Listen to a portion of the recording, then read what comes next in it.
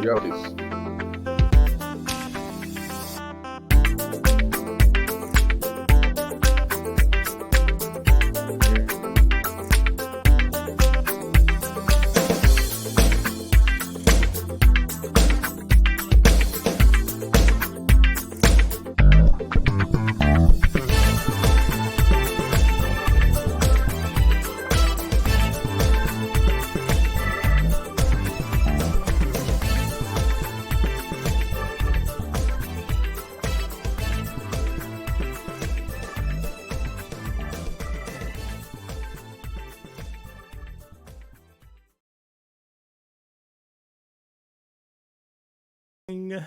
Good morning. How are y'all today? Hello. Good morning. Grand Rising is what I've been greeted with this morning, and I like that. I'm going to say Grand Rising. Whew, a lot to talk about today. Let me just get right on into it. Man, Mary Wilson, rest in peace, my sister, rose up to that news today. You know, it's quite a bit of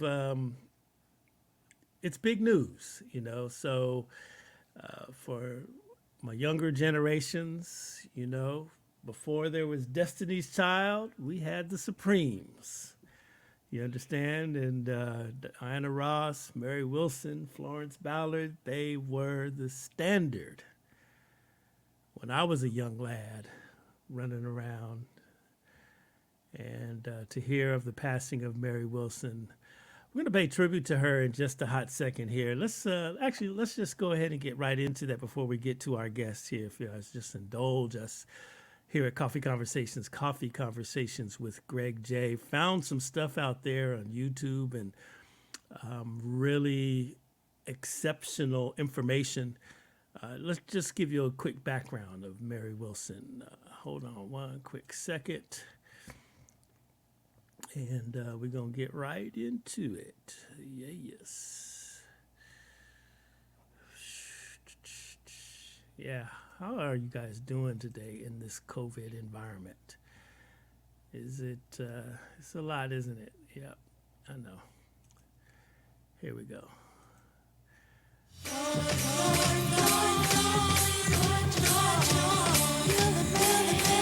She's been called a legend, icon, music pioneer, and supreme. The world came to know Mary Wilson as one-third of the most successful girl group in history. Born in Greenville, Mississippi, Mary lived in St. Louis and Chicago. But her journey to superstardom began when she met Florence Ballard and Diane Ross in the late 1950s when she moved to Detroit's Brewster Projects. Starting out as a quartet, they were first known as the Primates.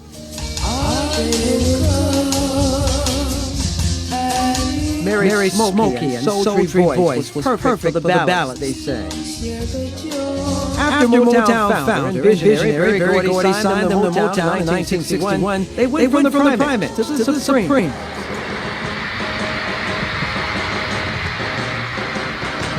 Their lives changed in 1964 when the girls got their first hit. It was a big one. Holland Doja Holland, Where Did Our Love Go? Then came another hit.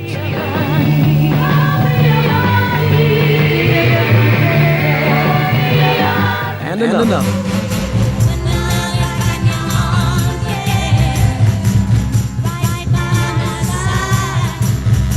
Until they had 5 consecutive number one records, including their trademark.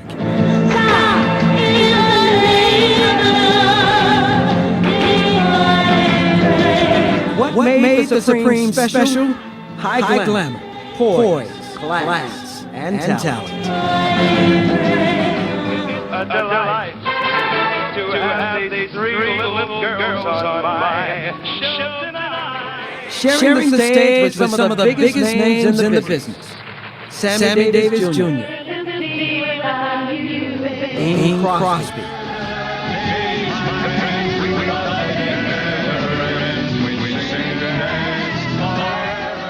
Judy Garland. notoriously closed black groups performing at prestigious supper clubs like the Copacabana in New York City.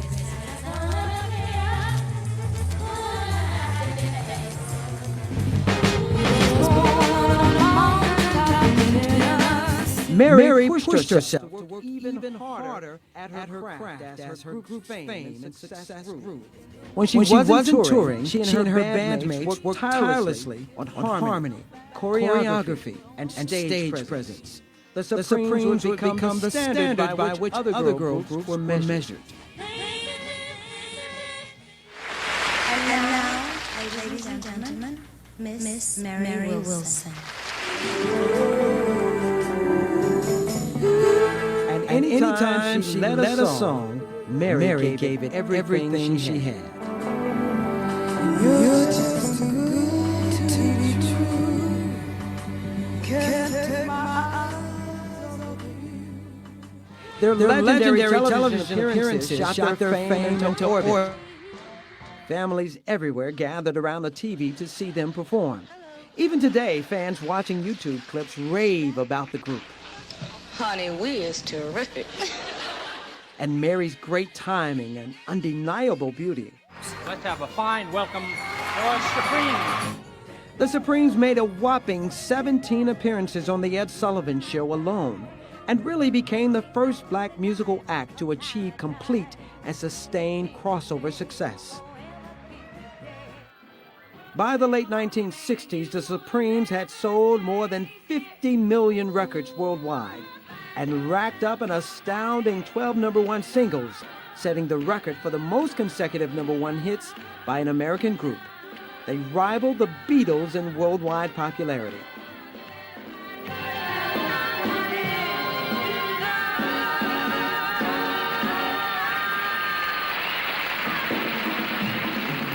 Once Florence left and then Diane left, I was alone. I had to make up my mind what I wanted to do. Mary decided she would continue on as a Supreme in a new lineup.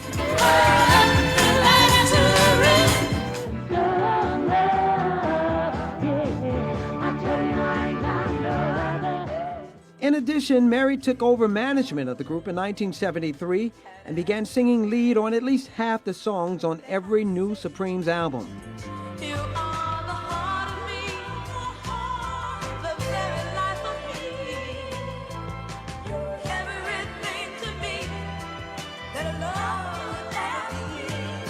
When the group disbanded in 1977, Mary went solo, and in 1979 released her first solo album containing the disco hit Red Hot.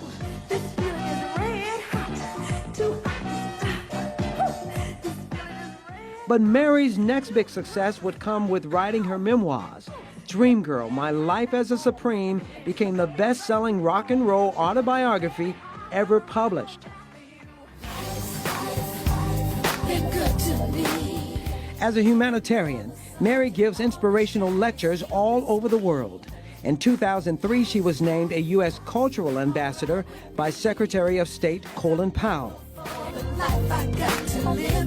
And as a musical activist, Mary has helped keep imposter groups from performing under the names of famous acts like the Marvelettes and Supremes through the Truth in Music legislation, now on the books in more than 27 states.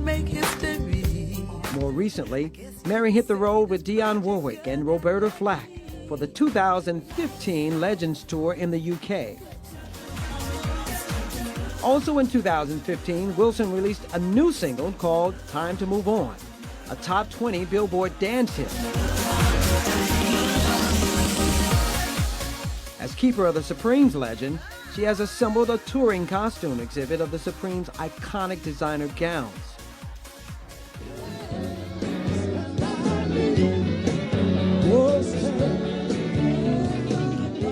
Mary was the only original Supreme present when the group was inducted into the Rock and Roll Hall of Fame in 1988. And again in 1994 when the trio received a star on the Hollywood Walk of Fame.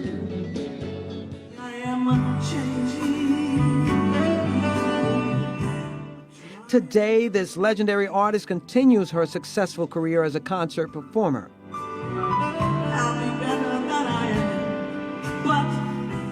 Touring the world, She has survived more than 50 years in the music industry, and through it all, as a singer, author, musical activist, and mother of 3,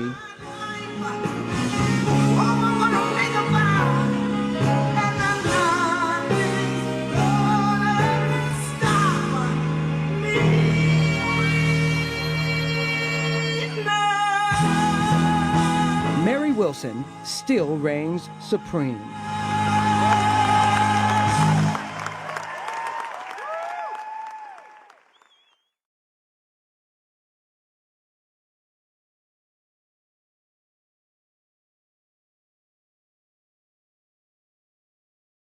Really want to just pay tribute and honor to the memory of Mary Wilson.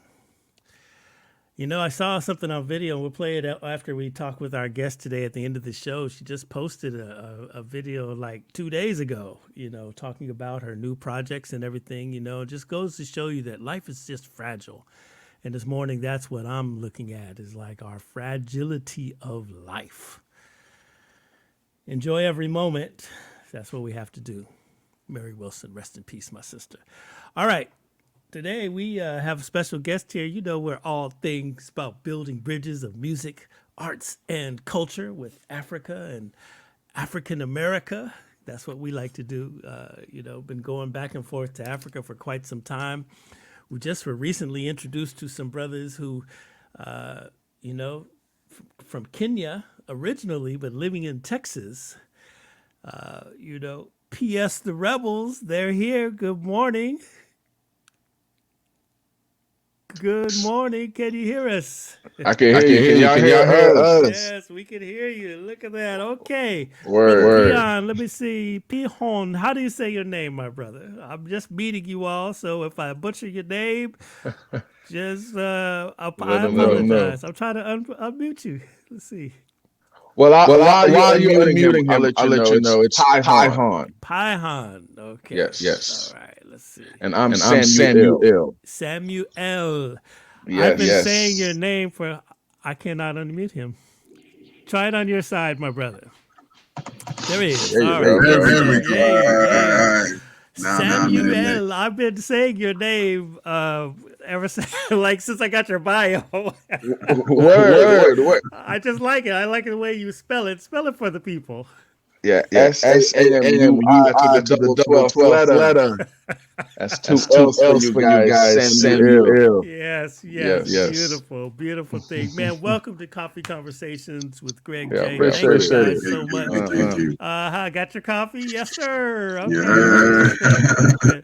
Okay, listen. So, you know, let me just get right to it before we're going to talk about your music, your new singles and all of that. But I want to just, you know, as I read your history and everything, I realized that, okay, so you brothers, you know, born in Kenya, but now are Kenyan Americans. So you've been here a minute here. You know, we're dedicated to dispelling the myths about Africa here at Dream Creator Studio and Coffee Conversations with Greg J. We've held so many talks and conversations with our brothers and sisters here.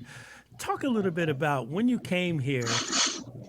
The homies weren't too nice, eh? When you first got here, and you know what? Funny experience. That's very true.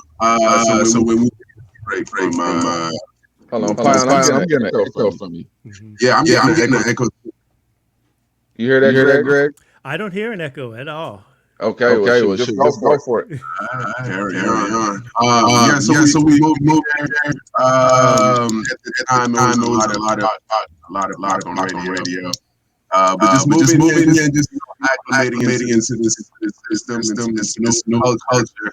I know I definitely got a lot of altercations, a lot of advice as a young you know, people just being African, you know, the whole African, you musty. Right. You know, you live on the highest tree, you live in a hut, you know, all that stuff. So I didn't really know how to take to that when we first. You went on mute over there. I don't know what's going on. But yeah, just ultimately, just people didn't understand the culture, so we just got into a lot of fights. A lot of English barrier languages too. Like we were speaking the British English, and in America they speak American English. So even that journey in itself was something to be remembered. I mean, that's just my experience. Sam, what's yours? Well, I want to ask you about that a little bit. So the brothers, they're giving us the African booty scratcher. Okay, we hear that all the time, right? We hear this term all the time, and it's really funny. I was talking to a friend of mine. We were having a conversation at one of our panels discussions, right? And so, my brother was talking to me. He said, "Man, remember we were on the college campus and the Africans." I'm a little older than y'all, so I'm like your uncle. So I'm gonna just say this, in our generation, we would see, the African students are coming from Africa. They're on the campus and everything, and that was the term that a lot of the Americans would, extend to the brothers and sisters. I remember one sister on campus even looking at the Africans and saying, "They're not even black," and I'm like, Yo, listen. That was one of the most using thing. Like I really didn't understand it. But when I first came, even honestly, the term African American. I never heard that. And again, I came here very young, but still, I had never heard that. So whenever I heard, African, I remember specifically on the bus, we were riding school, whatever. This kid got up and was like, "Yo, I'm African. Don't ever call me African." I guess there was an argument going on in the back of the bus, and he said, "I'm African American." And to me, when I heard that, I was so confused, right? But then now older, I see it is because most of us have been taught about each other through the eyes of the oppressor, is what I like to say. Checking something out here for a minute because I'm just getting an echo and I don't know where that is. Yeah. Let me just check my controls before we go on. Don't worry about it. We're going to get this together. I don't understand why we're having that echo like that. Hold on.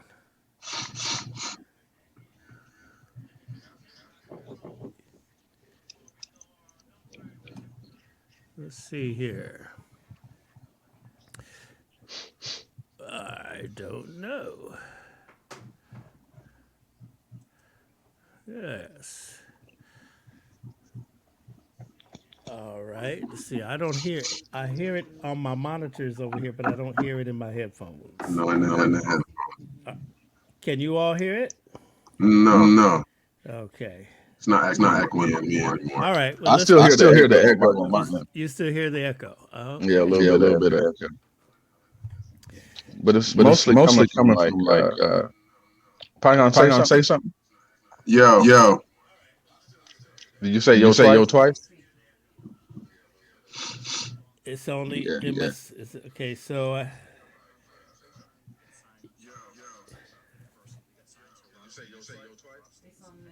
it's on your side. So does someone have their headphones? You got both have headphones in, I see. Yes. We're straight. Okay. I don't know. Okay, we just gonna keep on going. So SamuiLL, talk.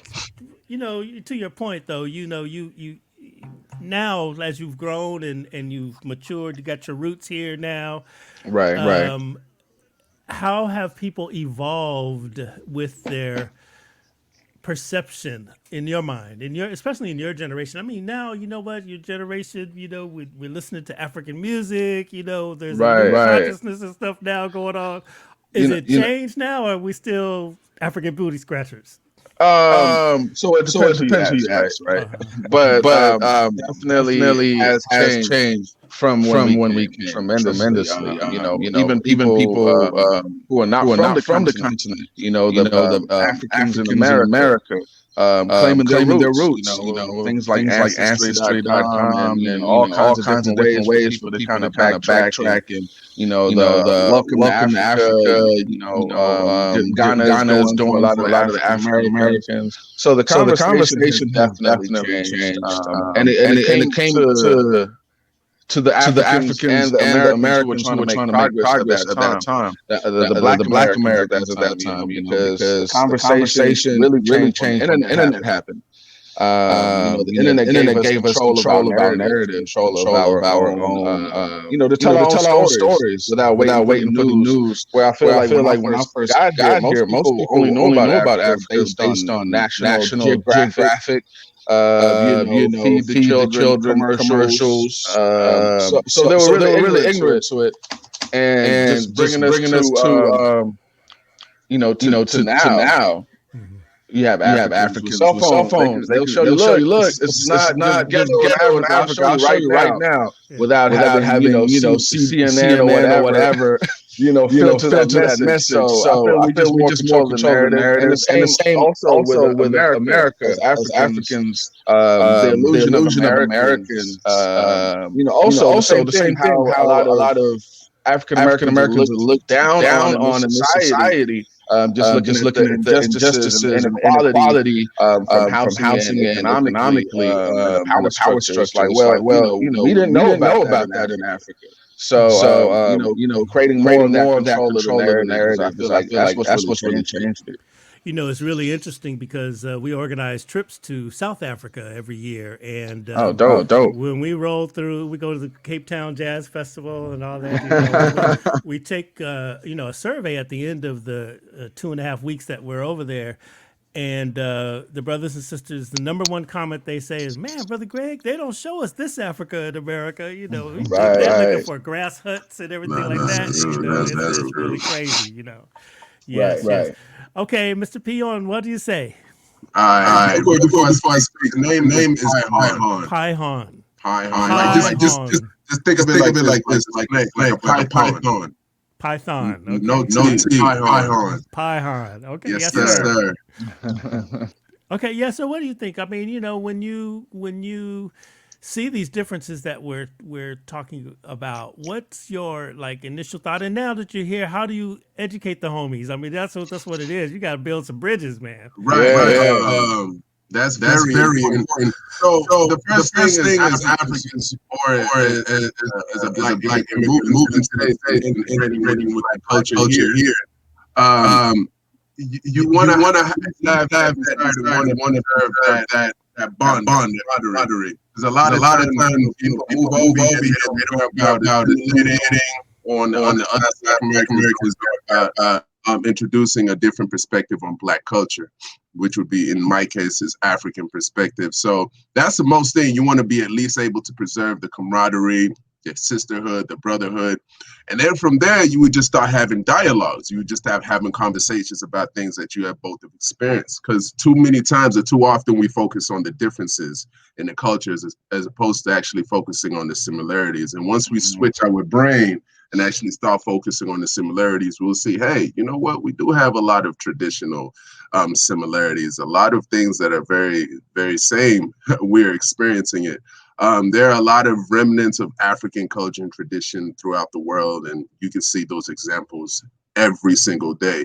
So the more that the world is exposed to Africa's influence upon it, culturally, socially, economically, scholastically, however you want to layer it, the more the world sees Africa's influence, the more the world will start to see Africa as a community, or as a partner, or as a friend, or however you want to have it. But right now, the world is not viewing Africa as that. We're just viewing Africa as like a lost and found basket. Everybody just want to go in and grab things and pull things out. So I think that's one of the ways that we can go ahead and remedy, bring some alternative interaction between both communities. Is exposing the similarities between those communities. Payan, that's a very good point. I want to say, when I talk to young people, I'll just say your generation, because I'm very passionate about building this bridge of music, arts, and culture. And that's why I want to kind of revolve our conversation this morning about exactly what we're chatting about. And the first thing that a lot of people say, the young people say, is, those Africans don't like us. And I'm like, what, huh? Because you're absolutely right. There's more alike about us than different. I'll give you a story. I was driving around South Africa one time, and we stopped at we was out in I rented a car. Okay, so this is the whole thing. I rented a car. I was out there and I was deep in Africa, and we stopped by an open market. And the sisters were on the side of the road selling the peanuts and all of the whole stuff, right? Yeah, And yeah. she had greens. And so I started talking to her about, oh, these are greens. And she said, oh, you have greens in America? I was like, yes. And we started talking about it and understanding that there were so many similarities with how the greens were prepared. And it blew both of our minds. We were just like, dang, this is really a trip, 10,000 miles away. So many of our culture and traditions have come across the way. But when the young people say, hey, you know what, those Africans don't like us. I'm sure you've heard that. What do you think? Right. Well, from personal experience, I've been Africans, maybe generation before us that came here. Maybe some of them generation came at this time as us. There's a lot of calculation that's happening through the media, through TV, music, movies. Even aside that, they have the programming actually starts like even at the airport. I have some friends who have actually told stories of being indoctrinated at the airport, being basically told stay away from Black Americans, they're criminals, they're this, that, and the third. If you want to be, progressive, if you want to be successful in this new country that you are an immigrant in, then you would want to stay away from African Americans. And they do it in subtle different ways, but some people have actually told me that they're watching documentaries at the airport, like in interrogation rooms type scenario. So Yeah. That's important to take that into consideration, because this friction or this tension that's between Black Americans and Black Africans, that tension is not natural. It's there by design. Yeah. Which is why the education surrounding Africa is trash, is boo-boo. And that's part of the issue right there, the education on African influence.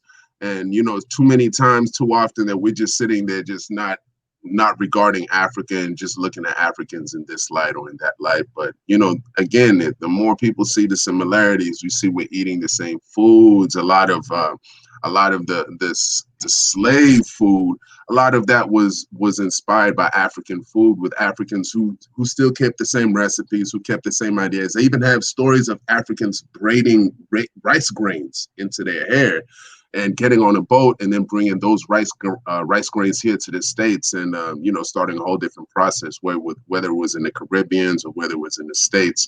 But I think that it's very sad that the indoctrination happens before Africans even get here. Right. And even when they get here, the indoctrination's there. And the same thing with America, with Black Americans. FBA is the same exact thing. Their indoctrination has started way, way, way, way before Africans were even, coming here, like in the modern world. So that is really sad, but one way to really combat that is just showing the similarities in both cultures. So true, man. So true. So now here we are, the three of us. We're building bridges. This is our mission of the day. So I always say, let's bring everybody to the table through music. Now, talk about your music and how, what are your influences in your music now? Okay, so you brothers, born in Kenya, raised over here. I think I saw somebody said Tupac was one of your influences. Head up. Listen, Tupac is like he's a martyr in Africa, man. How we saw it. When Tupac passed, he was spray painted on all the walls. Even today, you'll see a lot of he's iconic. Obviously, it's been over 20 years, and people talk about Tupac in Africa. So to talk about our music, some of our influences. And I'll speak on my end. Well, our mother is a major part of our influence. As far as putting that African stamp on everything that we do. So from just blending the music with African beats, making sure we always highlight the conversation and bring this conversation about. So everywhere we go, this conversation is being had. Whether it's, you know, with African Americans, white America, it's taking control of the narrative, because as Africans, you know, our narrative has been taken by everybody. So it's all about, you know, us kind of taking that control. So bringing this to the music, you know, PS the Rebels it's about, first of all, it's hip hop. You know, we hip hop students, hip hop connoisseurs, but at the same time in hip hop, like you see everywhere, you know, from Tupac to, you know, well, not even saying Tupac, but going from the West Coast to the East Coast and the South Side, everyone kind of put their stamp on it. It was not just one coded American culture. You know, New York had their, you know, they brought Tim's and the whole swag that New York brought, the language that they brought, and bringing it to the West Coast and everything that they brought, the lowriders, the cultures, or the barbecues outside, you know, everything, like, you know, Ain't Nothing But a G Thing was the first video that really registered in my mind of like, yo, we're similar. And then, you know, the South has its own culture as well. You know, growing up in Texas, it's like, you know, from the candy paint to the grills and everything. So everyone brought their stamp, and as hip hop students, it's like, well, what's our stamp? We got to bring our own stamp. And, you know, we don't want to tell someone else's story. We want to tell our own story. So, you know, bringing us to even some of the new music, Bumaye. Bumaye is, you know, Lingala for kill 'em. And it's bringing that whole energy of triumph, the African spirit, and, you know, and bringing our similarities, linking us up through a struggle, you know, because we have had different cultures and different experiences in the past 50, 100 years. But, you know, as you said, music is connecting us. You know, you seeing Wizkid connected with Drake, and you know, you having this Canadian African connection, and then you have the Africans. T.I. is doing work with, you know, Burna Boy and all this different stuff, and, you know, Diddy with Burna Boy, and it's just it's a good thing, because we're taking control of this, and we're recognizing economically we're more in power working together than, you know, trying to go just for the #1 spot. So that's kind of what our music is about. Yeah, you know, it's interesting. Bumaye, I started chuckling when I got that from Brother Thornell. I said, man, that's just like when they had the rumble in the jungle and the people in the streets were like, Ali, Bumaye. Ali, Bumaye. Yeah. Something else. You know, and then too, in context of hip hop, I mean, you know, it's really interesting when I study, you know, contemporary African music all over the continent, because we have a podcast, Afropop Radio, which we're going to actually rerun this interview on there where we talk about, you know, contemporary African music. When I first began to go over to Africa, of course, I'm a radio veteran, so I'm listening to radio stations. I'm saying, okay, what's hot in the streets? You know, what's going on?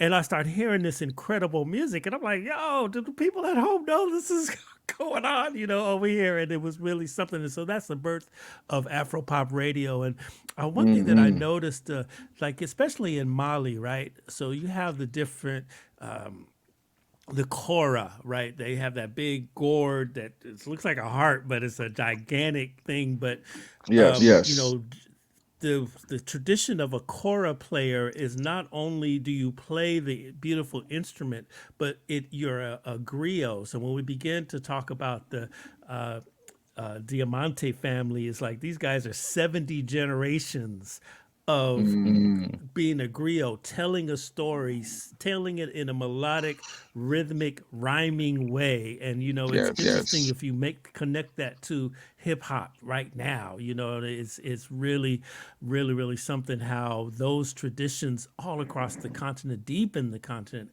have made its way to the streets of modern day America.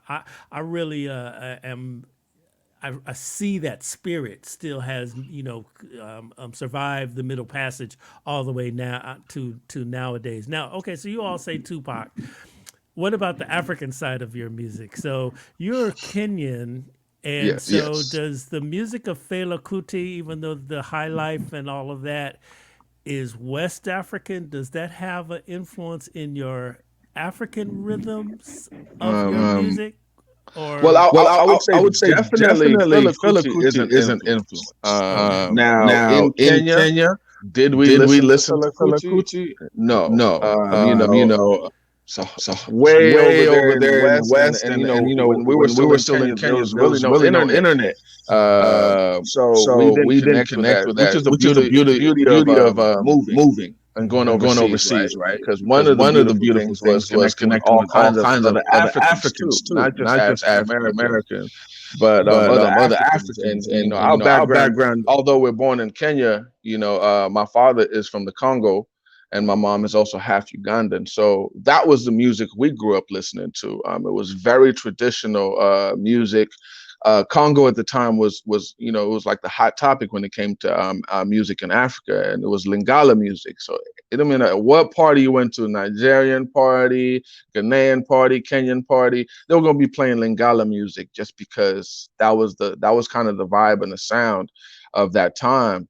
And it brings us even closer to the energy of Afro beats, because Afro beats and Afrobeat are not the same sound. And a lot of people are not familiar with that. So, it brings that same energy of the dance party that comes from the Lingala spirit, the Congo spirit, which, fun fact, history fact, they say 1 in 4 African Americans actually came from the Congolese area, the empire. So, we have that blend of Central West Africa sound, and also going to Kenya, the Eastern sound, and Uganda, that Eastern sound. So that would be the influence overall, is just the overall culture. I wouldn't even put it on one person, one finger. Now, of course, bringing it to hip hop, it's easier to kind of like pinpoint to like, all right, this artist, that artist was talking about that. But in Africa, it's more about it. It's like a spirit. So we're channeling the same spirit, but we're using English, with of course a blend of Swahili and other languages that we know. So there we go with it. All right. I was going to ask you what languages do you speak? So you say Swahili there, and you're right about the Congolese. I mean, we have some very good friends who are Congolese, and man, we've had dinner and the whole. How's the food? Woo, yes. That part. So good. The ironic. Sorry, go ahead. I was going to say that ironic is like growing up. I actually, we weren't really big fans of African music, especially in Africa growing up. Really didn't like it because at the time, we're listening to the American music. I want to sound American. I want to talk about what the Americans are talking about. I want to have their experience. It wasn't until we grew up and, had that influence from mom, like bro said earlier. Mom really influenced a lot of the African sounds and the African appearance and representation in our arts and crafts. She really, really influenced that because she was a fashion designer, and she's been doing that forever, just infusing like modern clothes with African clothes.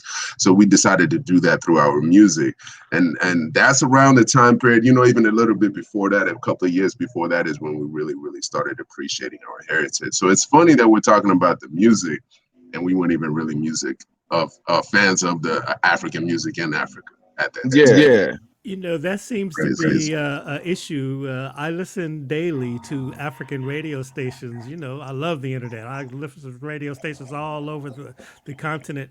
And doggone it, they play too much American music. Yeah. I know in South Africa, one of the controversies a year or so ago was the government broadcaster put a rule out that said, hey, you have to play 80% of your playlist has to be from Africa, because they were just playing too much American music. But sometimes, man, I'm listening to my stations, and I said, shoot, I can listen to that here, Right. Exactly. Yeah, it's because they want that American experience. Yeah, I mean, it comes from, that there's a whole history of where that even comes from just not appreciating self, and also the younger generation. I'm sure, I've heard some of my American partners tell me about, well, I didn't want to listen to a bunch of my mom's music. I want to listen to my music. And then when they got older, they appreciate it. It's like, man, this is what my mom used to play when we're cleaning up and blah, blah, blah. It's, they had they didn't have the choice. They already kind of inherited the music just through the culture. Where with us, it was the same thing. We wanted what was new at the time, and what was hot was, Black people was getting on TV, coming from the 80s to the 90s. Like, now knowing American history, it's like, well, that wasn't always the case. Just black music is on white radio stations, and just the main radio stations, and TV stations. So, and everything comes to Africa a little bit later than it hits America. Of course, this is where it's happening. So by the time it gets to Kenya, it's like 2-3 years later. You know, so we didn't always get things at the same time. So we appreciated artists way later, you know, like, for example, Tupac was really just blowing up when he got murdered out here. So, and over here, he was already a star, you know, a mega star. So it's just kind of like understanding that dynamic. That's really interesting too, because, you know, what I also find out is that a lot of the artists we would consider them mid-tier artists here. So, right. So, you know, they might be, they're not going to be selling out stadiums here. Right, You know, right. you might go see them at a smaller venue and their records are on the radio, but they're mid-tier artists. But then you go over to Africa, they're like ginormous stars, you know, and that's really something, you know. And then too, you know what I like about what you said about not wanting to hear your mom's music and everything. I love to be in the car driving, and they'll hear a rap. The young people will hear a rap song, and they'll say, "Oh, that's that's such and such's beat," and I could always say, "No, that was the Temptations back in the day," you know, the original beat, you know. And so, you know, how that old music, your mom's music, still lives through the sampling of hip hop. Mm-hmm. Yes, yes. All right, Pyhon, I think we lost your brother there. Let's see what happened. Yeah, I don't know what happened. He got knocked off. All right, so let me ask you this question now. All right. Yes. You know, everybody is talking about the Super Bowl the other day, right? And the Weeknd's performance. Okay, and I'm really trying to understand this. When the Weeknd first came out, I was working at a radio station, and one of my clients was Live Nation. Live Nation wants to do a radio advertising buy for this kid, The Weeknd. We had never heard of him, you know, the whole thing. And at that point, he had already sold out 2 nights at the Greek Theater. They were buying the advertising so they could push the 3rd night over the top. And I'm like, what? This guy's not on the radio. He's not anything. Come to find out, you know, YouTube, right, has driven his whole stardom, and he's a huge star. All right. The debate, I guess not even a debate. A lot of people did not appreciate his performance the other day. Sorry, Greg. I think Bro's trying to get back in right now. I see him right there. I see him. Okay, so a lot of people did not appreciate his performance. I actually did. I just don't think he was iconic enough to even get the gig, but that's not my choice. That's just my opinion. What do you guys think? I mean, he's closer to your generation. Is The Weeknd iconic enough? And what was your critical analysis of his performance on Sunday? On this Sunday, I'm gonna be honest with you, Greg. I'm not. I don't really watch Super Bowl. I'm not like a sports fan or anything like that. Occasionally, I do catch the halftime show, and you know that's what people are shining. And I know this time there were a lot of artists involved, a lot of different artists involved. But for the most part, I have had an opportunity of meeting The Weeknd. He was a cool guy, really down to earth. And even just outside of that, you know, his heritage is African. I believe he's Eritrean, Ethiopian. He's from East Africa, just like I'm from East Africa. So on that regard, I respect him. I think he is iconic just for any immigrant to be in the States and then figure a way out to like reimagine yourself and present that to the world, and you're talented at the same time. Yeah, I gotta take hats off. But as far as like watching a halftime show and being able to give you like a breakdown and introspective insight on it, I can't really do that. I ain't watch it. I don't really do sports like that. I used to play sports back in the Gap, but you know, not no more. I'm not really tuned in like that. But I'm a fan of The Weeknd. It's dope. Yeah, I would say the same thing. You know, I didn't watch it. You know, I stand with Cap. I didn't watch it just because first of all, none of the teams were exciting to me. 1, well, 2. First, Cap. 2, none of the teams were exciting, and 3, The Weeknd. I've seen him perform before, and that show was good. I know there's so many other dynamics that go into it. Now, Super Bowl shows are grand, you know. I was a huge fan of the Michael Jackson and Prince shows. Like I watch those still. So if I'm comparing to that, I have seen the highlights. You know, it's not good to really compare artists. Like he's doing his own thing as The Weeknd. So it's kind of like you got to take away that nostalgia. I know a lot of us who come from that era.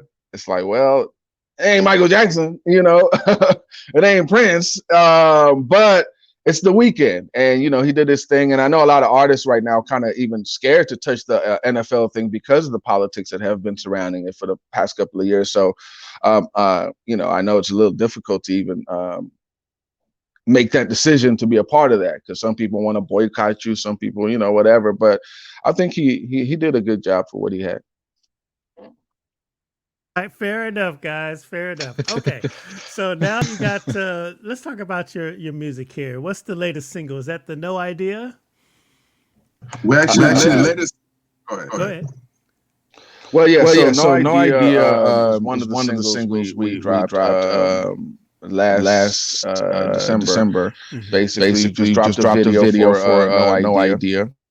So reintroducing, you know, showing everybody what PS Rebels has been about, you know, and Boom My Yay, you know, it's a battle cry for 2021. So that's how we wanted to roll it out. And coming from a hard year, 2020 was kind of crazy. It was new, COVID, it was just bananas. So it was that energy of like, you know, this is the spirit of triumph. This is the spirit of whatever you're doing, just overcome it, just kill them, you know, which Boom My Yay is Lingala for kill him. So that's the literal term. So whenever they were saying Ali Boumaier, it was like Ali kill him. But we're taking that term and, you know, using it with the American twist on it, of like, you know, kill him. You know, go out there and kill him. You know, break a leg. Whatever you're doing, whether you hustling on the street, you know, legally doing some good stuff, and or whatever. Honestly, whatever you're doing, you know, economically, it's challenging to make it anywhere. So whatever you got to do, if you're in school, man, make sure you get those grades up. Don't waste your time there. So that's the energy we're really bringing with Boom Aye and No Idea. You know, just No Idea. Like you don't know what we've been through to get here. I'll let Pinehon even speak on that a little bit. Yeah, I mean, just No Idea. A lot of times people see us and they think that it's fly by overnight success. And, you know, this was just an instantaneous fast food, microwavable type career and it's just instantly happened. But that's not the case. People don't understand the things that we had to experience just through our life in Africa, then our life here, you know, living in a village, living in a big city, and just experiencing all those different aspects of life.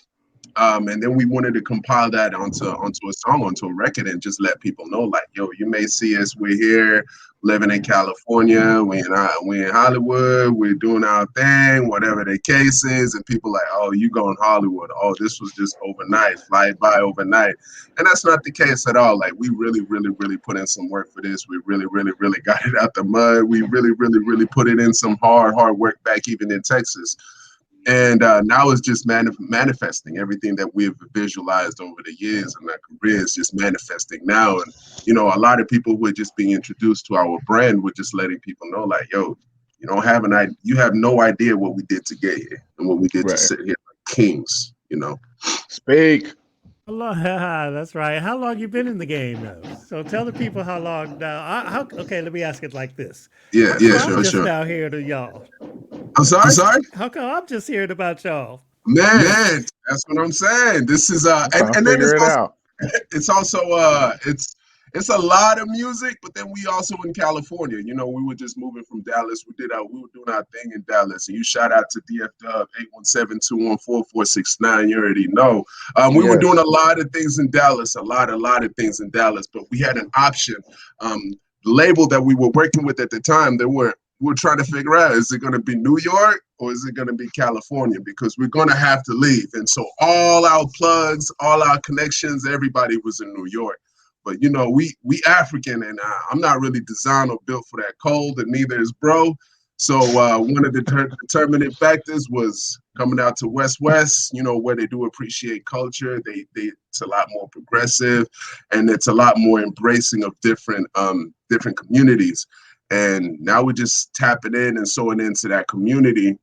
but you are hearing about us now, so something is Yeah, happening. there's no better time than the present, you know. No doubt, no doubt. Look, well, let me ask you this question. So, you guys doing okay in this COVID environment? I guess you've been making music, obviously, you know, For in sure. quarantine and everything. So, what's what's it looking like for you right now?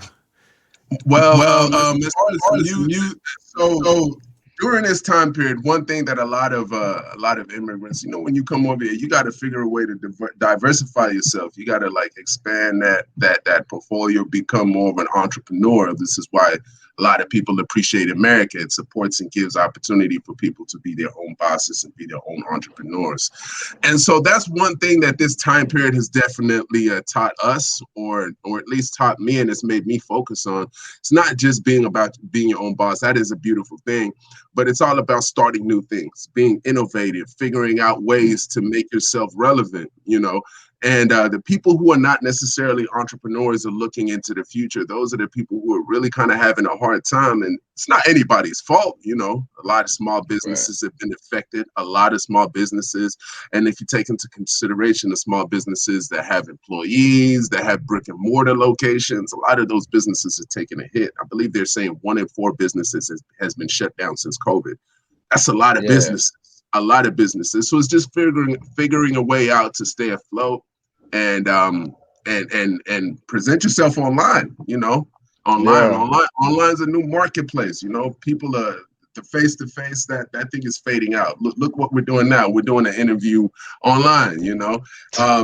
Before, it wouldn't have been like that. It was a little bit different. So that's one thing I can say about COVID. Is just reinforced the concept of entrepreneurship, doing your own thing, and you gotta diversify. So I got a few different businesses, bro got a few different businesses, and you know, these are businesses that we're just equally as passionate about, you know, relating to similar to the music, because these are things that are helping people and we believe are helping people. So that's one element of it. And then just finding a way to inspire and motivate yourself, because as a creative, if you're not inspired, if you don't feel motivated, you can't create. You know, you can't create, especially when you feel like you're in that spirit. And so with the music, you know, just finding a way to stay motivated, looking at different things online, experiencing different things physically.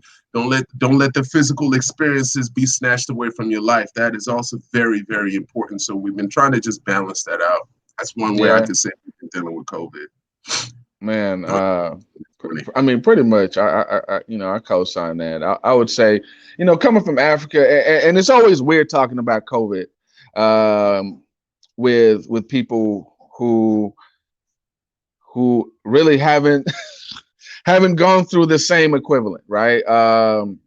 So we have you know, we have a lot of you know, a lot of experience when it comes to vaccines and things like that, just as recipients. Now, I'm not a scientist, but you know, I know a lot of Africans can tell you we all got that vaccine scar, you know, especially if you're born from the 80s, 90s.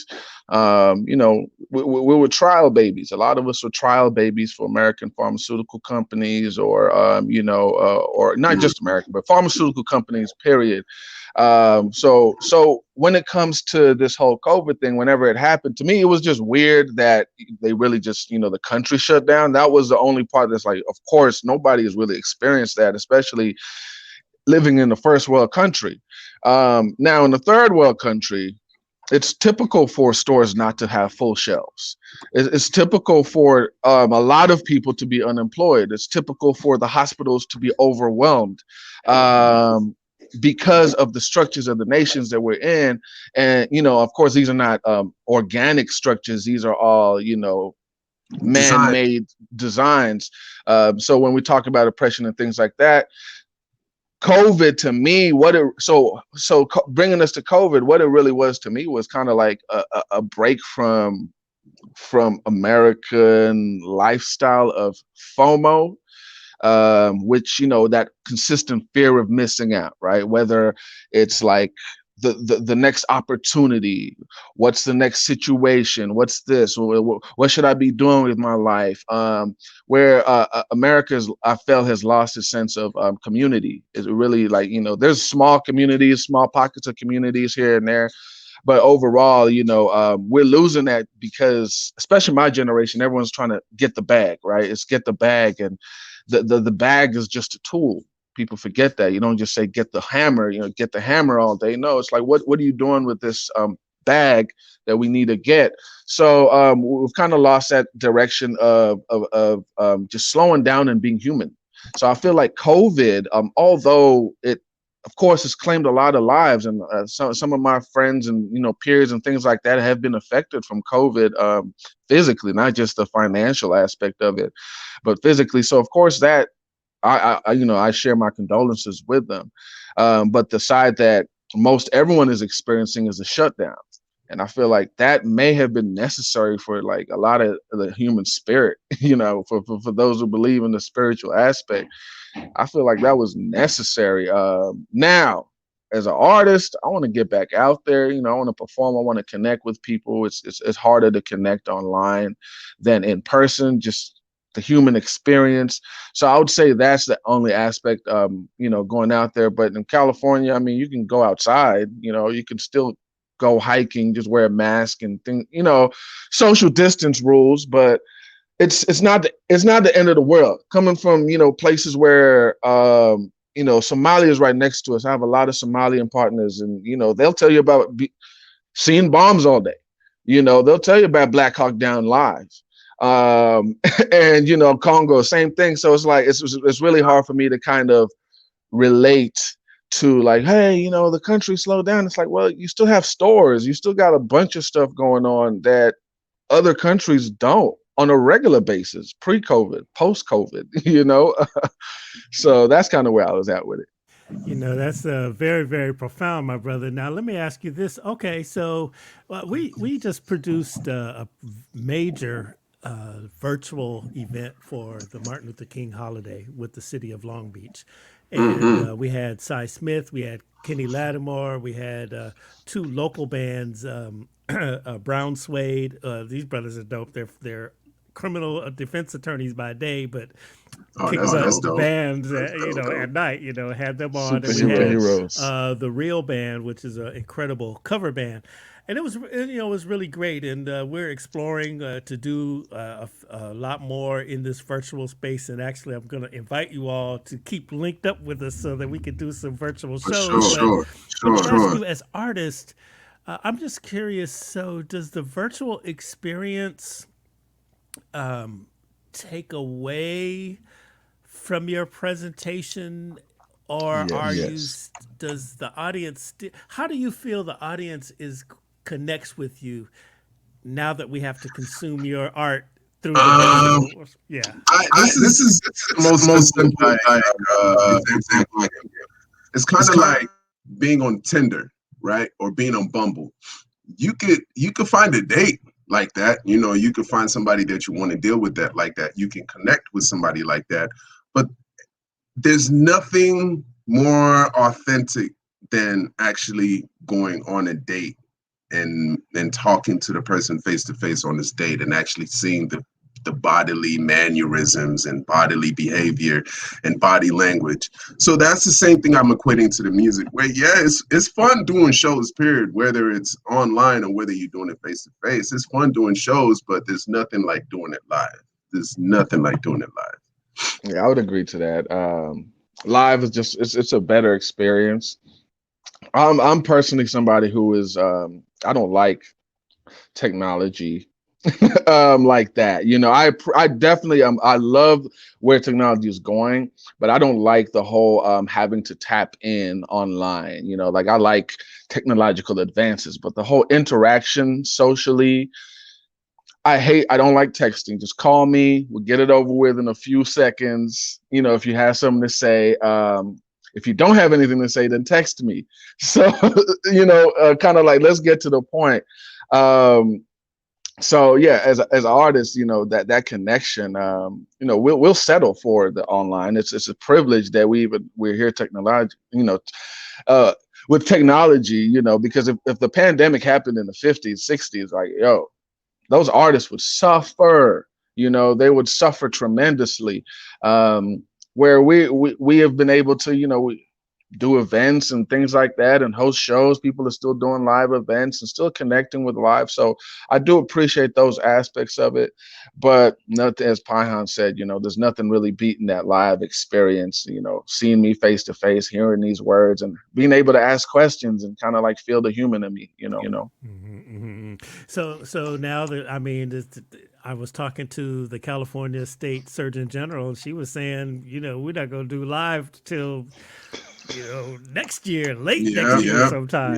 So we're kind of stuck with it, And as a person who really has dedicated my life to promoting, music, arts, and culture from a global, culturally relevant space, we're just trying to figure out, okay, how deep shall we go down this whole technology thing? Because it requires, from a business standpoint, it requires some investment. It requires time. How do we properly take care of our artists, financially? How do we help them make more dollars? And, there's all these questions that come about. And, we don't want to get into it and then next month everybody's good. Right. Yeah. So okay. So now you guys, what has been your best virtual experience? Like, give me a good case study of what you've done since we've been under COVID and it was really successful for you. I know personally, we did a show I guess like the first tail end of COVID. We did a virtual show. And one thing I do like about virtual shows, I'm not gonna lie to you, is it's really just about a production. You get to like set up the stage how you want to set it up and really just kind of be in your own zone while the rest of the world watches you. That's one thing I do like about it. And I feel like it was really dope. It was really successful. A lot of merch was moved, a lot of people we met. We connected with some important people that can help progress our career further. So that's always a success. Anytime, to me personally, you get people that want to invest their time, money, or energy into your brand, and that's based off a show that they have just seen you do, whether it's live or whether it's digital. Whenever you get that type of response or reaction, that's always a beautiful thing. Yeah.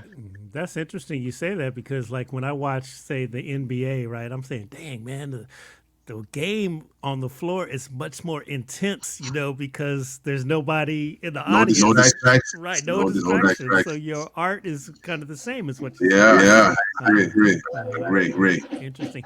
All right, brother. So look, how can we get your music and tell the people how we get a hold of you? I know how to get a hold of you now. So look, you got a new friend over here, Uncle Greg. Doing it. Yeah. Peace to Uncle Greg over there. So how do we get a hold of y'all? All right, so I'll let them know. So best way to get a hold of us is going to be on pstherebels.com. That's pstherebels.com. And on social media, it's going to be at pstherebels. And that's on everything. So that's Twitter, Facebook, Instagram, wherever. We also have merchandise on our website. You can check out the videos. Just connect with me and Pyhan. We are regular people. We control our messages. So if you hit us up, most likely you'll be one of us hitting you back. And we're just personable people. So reach out. PS the Rebels. Yeah, I really, really like that a lot, and I really love the vibe here. Just meeting with you brothers like just today, and this is really, really good stuff. Before we get out of here, I am going to let you know we're going to play Boomaye and No Idea. Yeah. And then all right. So when I first Googled you all, and maybe this was a mistake. Now, was some of your music in the Assassin's Creed?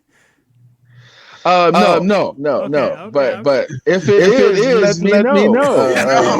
Send them a letter. I Googled PS the Rebels and it came up and it said, okay, the music is in Assassin's Creed. I was like, dang, what? Well, I do know a lot of sometimes we do have gamers because we're also in the game community. So a lot of gamers sometimes use our music, for their game presentation. So you're gonna run into that. Just the different worlds that we're tapped into. So that's good. Yeah. So that's what I told Thornell. I said, hey man, you guys are on. He was like, what?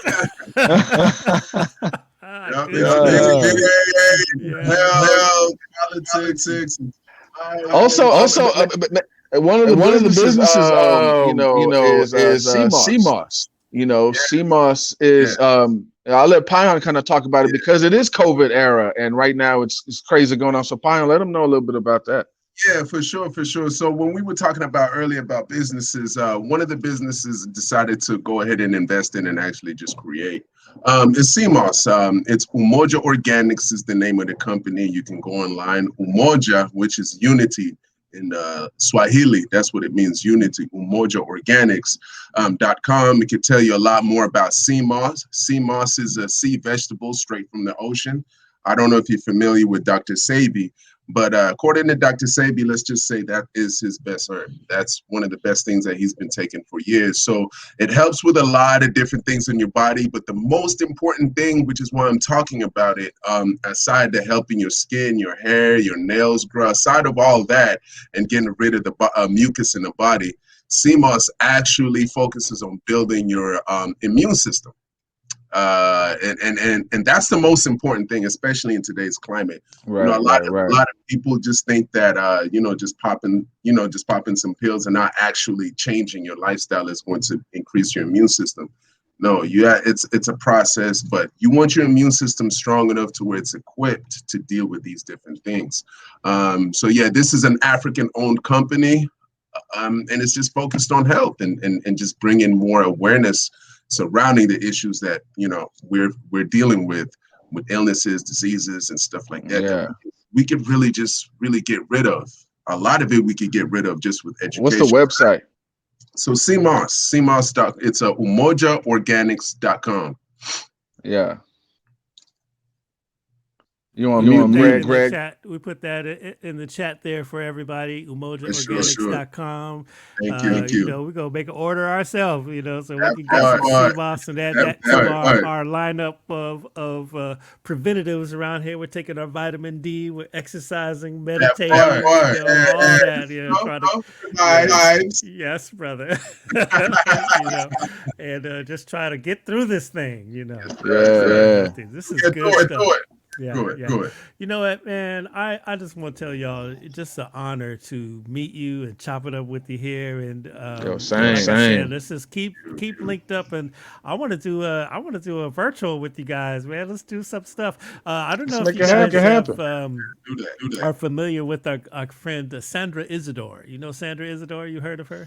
So she was Fela Kuti's influence when he came to the United States, and she's the one who began to introduce him to having a politically conscious mind and all of that. She is very much an intimate part of the whole Fela Kuti story. That's our friend. And so we've been chatting about presenting African music in this virtual space.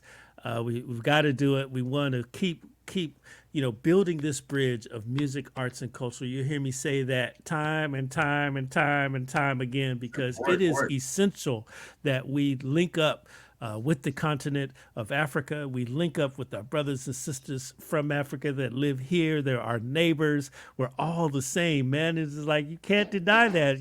People, if you are having a problem with our African brothers and sisters, you got to check yourself first. That part. We are all the same. Exactly. Now more than ever, we have to embrace each other's music. Tell our own stories. Super producer Rhonda Love is here, filmmaker over there. That's her motto around here all the time is tell our own stories. Yes. We live by. And that's why we want to keep with y'all, and let's just do some stuff. Let's see what happens. Let's make it work. Do it. Yes, sir. Okay. All right, everybody. There it is. I'm just going to play these videos back to back for y'all. I won't come back and say goodbye. I'll just say my goodbyes right now. And you know what I always say is love one another. Word. Love one another. That's peace. Love one another. Yes. Peace and blessings. Peace and power to you, brother. Yes. All right. Here's Boomaye first, and then we'll end it with No Idea. And I think we're gonna end it with Mary Wilson's video that she posted on February 6th. Right. Just the other day. So there we go. All right, everybody. Here we go. Peace, Yes. Boomaye.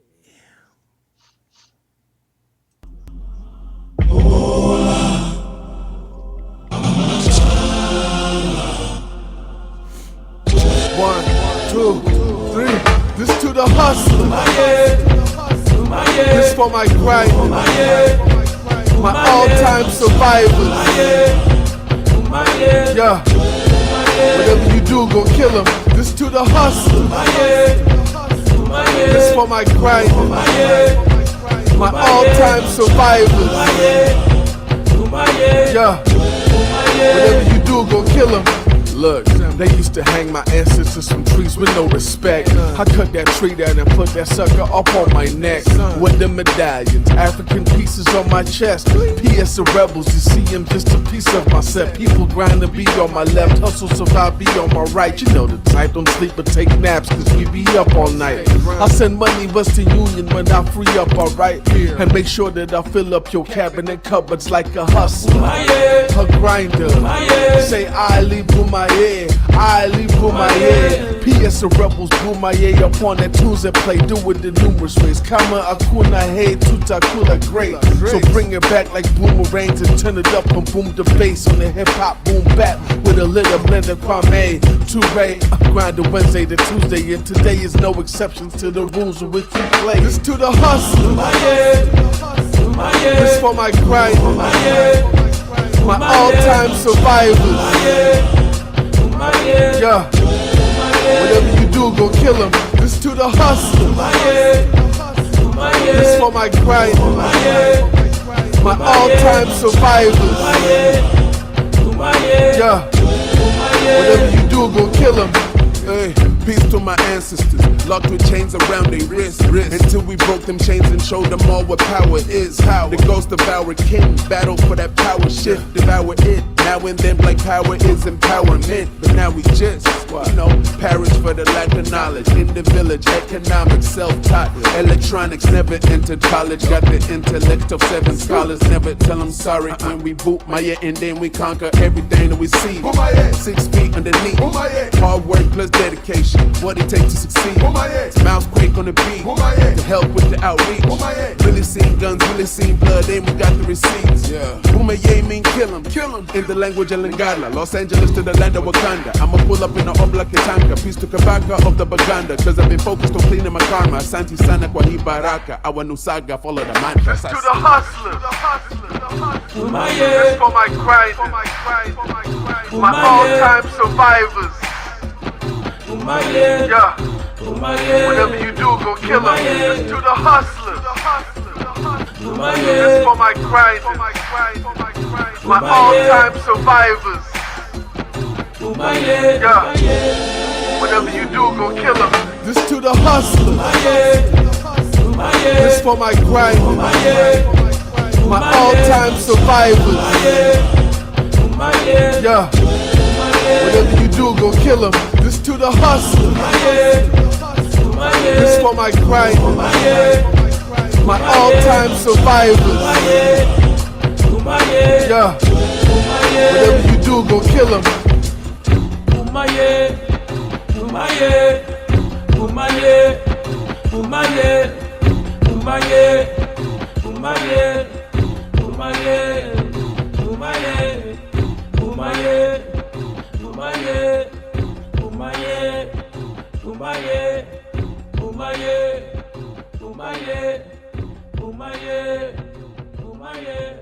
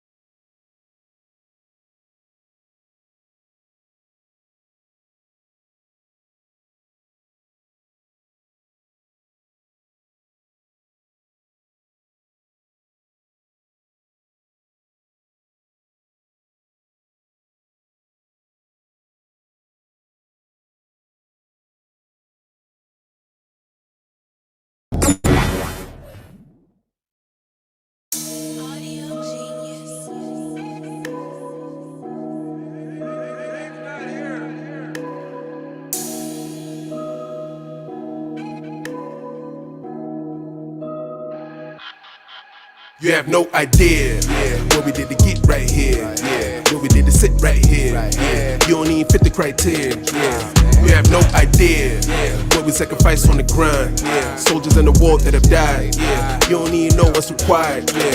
You have no idea. This African at it again, just like an addict relapsing again. Mentally trapped in an animal pen till we killed the slave master and captured the ship. I'm the captain, no cap, I'm legit. No idea how we all salvaged to live, but we did it. It made me a savage, surrounded by malice. Have no idea how this flow turned me into our king, and I'm covered in African print. No idea how every challenge I win. No idea how many hours I spent over years underground like a crypt. Stick to the script like director with lens. I'm a rebel and I fight with the pen. You have no idea what my rivals did, what I sacrificed for the life I live. You have no idea what we did to get right here. What we did to sit right here. You don't even fit the criteria. You have no idea what we sacrificed on the grind. Soldiers in the war that have died. You don't even know what's required. You have no idea. I swear to God, you have no idea of what I do when I go out there. We got a sold out here. What it do, man? So I hear niggas compare, but no one near. So we rare, even though that life ain't fair. You breathe air on purpose here. You're not a carcass here. Now take it back like a carcass said. If you think that it's overnight, that's an oversight. My people die, nigga, over rights. And we don't speak over fights. But you listen to me over ice, over cars, it's overpriced. It's an overload to override, not overnight. I know you know, I know the fight. It's just when you think that it's over, right? You have no idea what we did to get right here. What we did to sit right here. You don't even fit the criteria. You have no idea what we sacrificed on the grind. Soldiers in the war that have died. You don't even know what's required. You have no idea what we did to get right here. What we did to sit right here. You don't even fit the criteria. You have no idea what we sacrificed on the grind. Soldiers in the war that have died. You don't even know what's required. You have no idea what we did to get right here. What we did to sit right here. You don't even fit the criteria. You have no idea what we sacrificed on the grind. Soldiers in the war that have died. You don't even know what's required. You have no idea. Right here. Right here. Nah, man. Yeah. Yeah. Yeah. What you know?